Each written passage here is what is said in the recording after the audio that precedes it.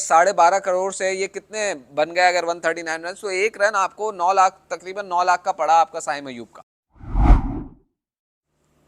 साइम अयूब से ऐसा लगा कि हैदराबाद किंग्समैन वालों को पैसा वसूल करना है कि भाई तुझे इतना पैसा हमने दिया है तो तू हमारे लिए सारे मैच खेलेगा। मतलब वो कहते हैं ना, डेलीज पूरी करवानी होती है भाई, पर डे के हिसाब से तुझे पैसे दिए हैं तो हमने वो पूरे करना, अब तू खेलता रहे। इंतहाई फ्लॉप परफॉर्मेंस उसकी, और आपने उसको एक दो मैच का गैप देने का भी नहीं सोचा।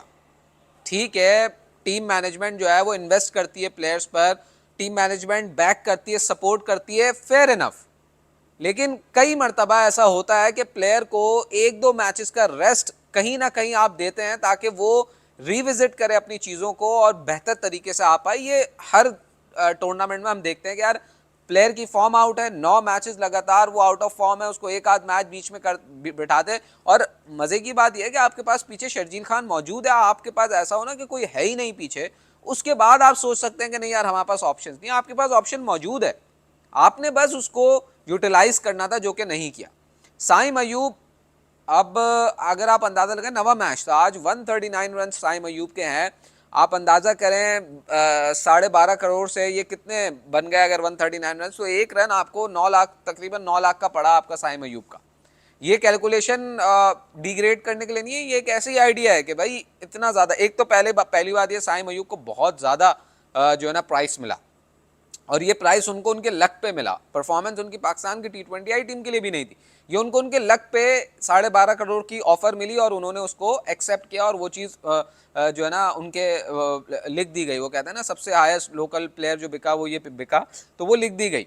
अदरवाइज साइम अयूब के लिए बहुत सारे ओपिनियंस ऐसे हैं कि ये पैसे बहुत ज़्यादा थे उनकी परफॉर्मेंस को देखते हुए। अब हैदराबाद किंग्समैन ऐसे हारी, एक तो वो हारी, पहली बात कि वो हारी, दूसरी बात कि ऐसे हारी कि जैसे लगा उनको खेलना ही नहीं आता। ये वो टीम है ही नहीं जिसने पिछले 4 मैचेस कंसेक्यूटिव जीते, और शदीद बुरा दिन था आज उनका, शदीद बुरा दिन।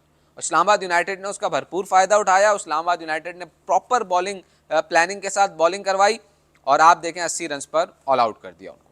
तो एक बड़ा डेंट लगाया उनके रन रेट को भी। 40 गेंदों पर इस्लामाबाद यूनाइटेड ने इस टारगेट को चेस कर लिया। Sameer Minhas was exceptional as always, उसने जिस तरीके से स्टार्ट दिया, जिस तरीके से उसने खेला, बहुत ज़बरदस्त था वो। 7 मोहसिन रियाज डेब्यू था, ग्लिम्सेस शो किए, गुजरावाला से इस लड़के का ताल्लुक है, खेलता सियालकोट रीजन के लिए, लेकिन कमाल की परफॉर्मेंस इसने, इसका फुटवर्क बहुत अच्छा था, इसके शॉट्स में जान थी, all around the park Sameer Minhas का साथ दे रहा था। अनफॉर्चुनेटली आउट हो गया, फिनिश नहीं कर पाया, लेकिन बहुत एक अच्छा ग्लिम्स शो किया। अब उस पर इन्वेस्टमेंट आप जिस तरीके से करते हैं उस तरीके से देखना होगा। देखें पाकिस्तान सुपर लीग से प्लेयर्स आते हैं, उसके बाद उन पर इन्वेस्टमेंट कैसे होती है, उनको फर्स्ट क्लास क्रिकेट में कैसे खिलाया जाता है, लिस्ट ए में उसको कैसे यूटिलाइज किया जाता है, कितना रगड़ा उनको लगवाया जाता है ताकि वो आकर एक प्रॉपर प्रोडक्ट के तौर पर आगे पाकिस्तान के लिए को रिप्रेजेंट कर सकें। तो PSL इज नॉट अबाउट के टैलेंट मिला आपने टीम में खिला दिया।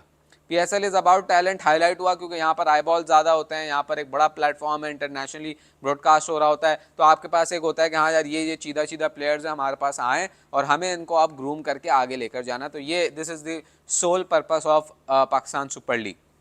तो बहुत अच्छा एक प्रोस्पेक्ट के तौर पे आए समीर मिनास ऑन टॉप, मतलब ज़बरदस्त, उनका क्या ही कहना। उनके वाले साहब से अभी प्रेस बॉक्स में मुलाकात हुई, is a very nice guy Sameer Minhas. और रफ़ात मिनास के जो वाले साहब हैं काशिफ मिनास साहब, तो वो फ़ोटोग्राफ़र हैं, आए हुए हैं कराची, एक्रेडिटेड फ़ोटोग्राफ़र हैं, और वो यहाँ पर मौजूद हैं कराची में अपने बच्चों के मैचेस में।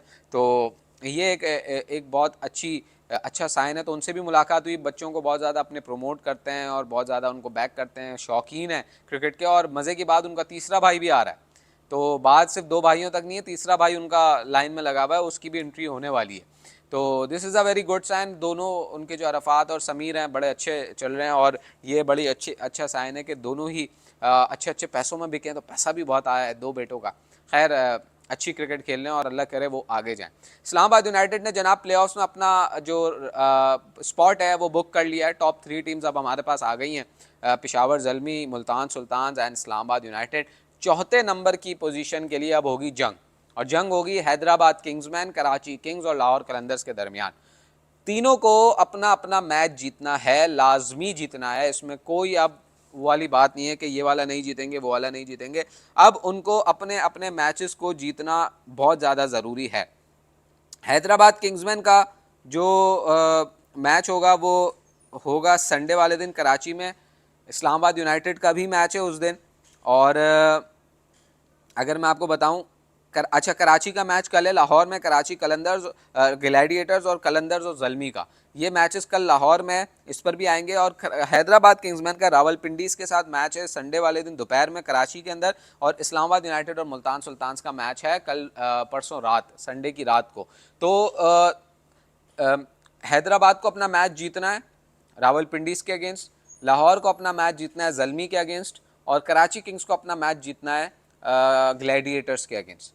तीनों को मैच तो जीतना ही जीतना है, लेकिन तीनों को अपने अच्छे रन रेट के साथ जीतना है। और हैदराबाद का रन रेट अब डेंट लग गया है उनको बहुत बड़ा, 40 गेंदों पर इस्लामाबाद यूनाइटेड ने टारगेट को चेज कर लिया, तो ये एक बड़ा डेंट है उनकी कैंपेन पर। अच्छा जनाब, कल जो मैच है कराची किंग्स और क्वेटा ग्लैडिएटर्स, क्वेटा ग्लैडिएटर्स का चांस मुश्किल इसलिए है, मतलब क्वेटा ग्लैडिएटर्स अब बाहर हो गए, आप समझ लें कि क्वेटा ग्लैडिएटर्स अब उनका चांस है नहीं, क्योंकि 6 पॉइंट से अगर वो कल जीत भी जाते तो उनके 8 होंगे, और फिर हैदराबाद और लाहौर में से कोई एक भी टीम जीत जाएगी तो वो अब ये बहुत ही कोई कहते हैं ना कि बल्कि अगर वो नहीं भी जीतते, तीनों टीम्स अगर हार भी जाती हैं, कराची लाहौर भी हार जाती है, कराची भी हार जाती है, हैदराबाद भी हार जाती है, उस सूरत में भी क्वेटा ग्लैडिएटर्स जो है ना वो बाहर हो जाएंगे। या अगर वो कल जीत जाते हैं तो उनके भी 8 पॉइंट्स होंगे, फिर रन रेट पे बात जाएगी कि क्या है क्या नहीं है।